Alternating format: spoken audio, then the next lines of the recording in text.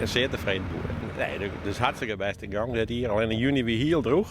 Dus toen weer maar van zo goed komen, maar toen weer hartstikke mooi bij de wetter gewoon in juli. Dus dat is voor de maïs super. Dus nu is het hartstikke riep. Dus nu kan het eraf. Het is weer de tijd dat de maïs er al kan.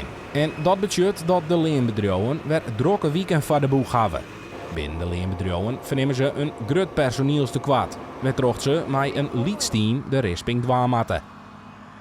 Ik ben dan alleenig met mijn stiefheid, de baas is maar. En we broeken dan, zo'n ons 2 maandjes er wat bij. Dat was zo'n ons werk voor, maar voor de rest ben ik met z'n beiden. Ja, het begint nu weer drukker te worden. Het is mooi waar en het is mooi waar en dan mag je er bij werden. Goeie jongens zijn heel min te vinden en ja, dat zal in de toekomst nog wel minder worden. Maar er zullen altijd wel jongens werden, dat zal ik wel hebben afvallen. Dat zullen we altijd wel weer oplossen.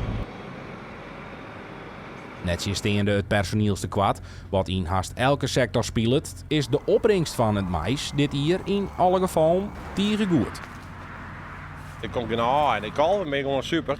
Dus daar gaat het eigenlijk om. Het gaat net om hoe heet die plant is of zo. Dat maakt het helemaal niks uit. Het gaat gewoon om een kalf, zeg maar. Daar zit de voeding bij in voor de koe.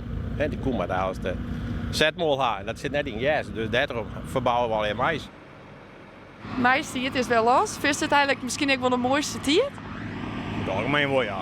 Ja, het is leuk, het beste wat het is mooi waar.